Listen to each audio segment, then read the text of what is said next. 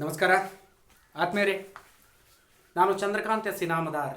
ಈ ಒಂದು ವಿಡಿಯೋದೊಳಗೆ ತಮಗೆ ಸಾಮಾನ್ಯ ವಿಜ್ಞಾನ ಅಂತಕ್ಕಂಥ ಕಾನ್ಸೆಪ್ಟ್ನಲ್ಲಿ ಒತ್ತಡ ಪ್ರೆಷರ್ ಅಂತಕ್ಕಂಥ ಉಪ ವಿಷಯವನ್ನು ಇಲ್ಲಿ ತಮ್ಮೆದುರಿಗೆ ವಿಚಾರಗಳನ್ನು ತಿಳಿಸ್ತಾ ಇದ್ದೇನೆ.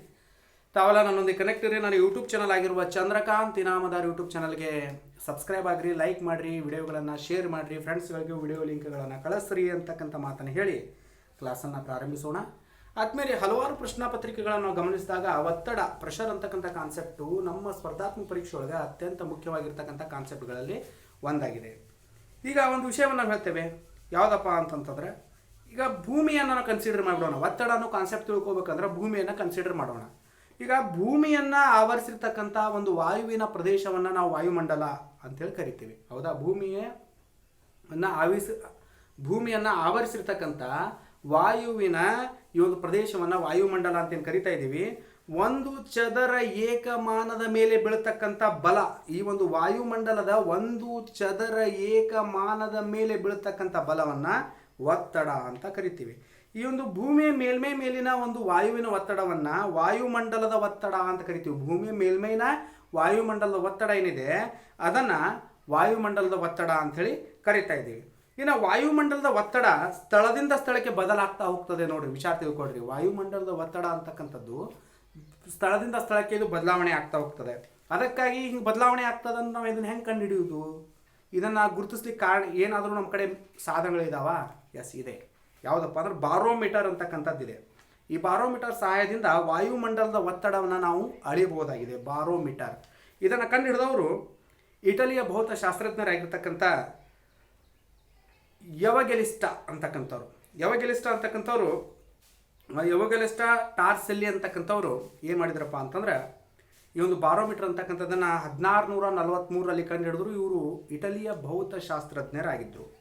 ಇನ್ನು ಮಿಲಿಬಾರ್ ಅಂತಕ್ಕಂಥದ್ದು ಕೂಡ ಒತ್ತಡದ ಮಾನವಾಗಿದೆ. ನೋಡ್ರಿ, ವಾಯುಮಂಡಲದ ಒತ್ತಡದ ಮಾನ ಬಾರೋಮೀಟರ್, ಅದನ್ನು ಕಂಡು ಹಿಡಿತಕ್ಕಂಥ ಒಂದು ಏಕಮಾನ ಯಾವುದಪ್ಪ, ಅದನ್ನು ಕಂಡು ಹಿಡಿತಕ್ಕಂಥ ಒಂದು ಸಾಧನ ಬಾರೋಮೀಟರ್, ಹೌದಾ? ವಾಯುಮಂಡಲದ ಒತ್ತಡ ಕಂಡು ಹಿಡಿತಕ್ಕಂಥದ್ದು ಬಾರೋಮೀಟರ್.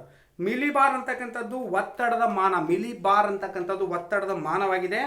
ವಾಯುಭಾರ ಮಾಪಕದ ನಳಿಕೆಯ ಮೇಲ್ಭಾಗವು ನಿರ್ವಾತದಿಂದ ಕೂಡಿರ್ತದೆ. ನೋಡ್ರಿ, ವಾಯುಭಾರದ ಈ ಒಂದು ಮಾಪಕ ಏನಿದೆ ಅದರ ನಳಿಕೆಯ ಒಂದು ಮೇಲ್ಭಾಗ ನಿರ್ವಾತದಿಂದ ಕೂಡಿರ್ತದೆ, ವ್ಯಾಕ್ಯೂಮ್ನಿಂದ ಕೂಡಿರ್ತದೆ.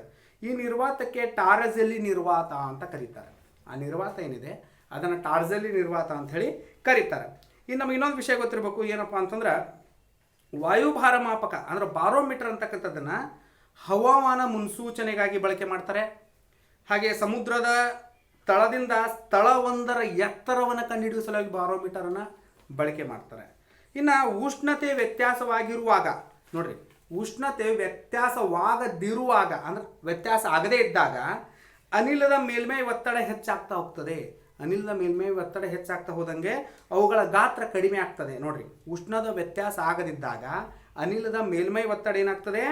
ಹೆಚ್ಚಾಗ್ತಾ ಹೋಗ್ತದೆ, ಅದರ ಗಾತ್ರ ಕಡಿಮೆ ಆಗ್ತಾ ಹೋಗ್ತದೆ. ಈ ಒಂದು ಒತ್ತಡದ ಕಡಿಮೆ ಆದಂತೆ ಅವುಗಳ ಗಾತ್ರ ಏನಾಗ್ತದೆ?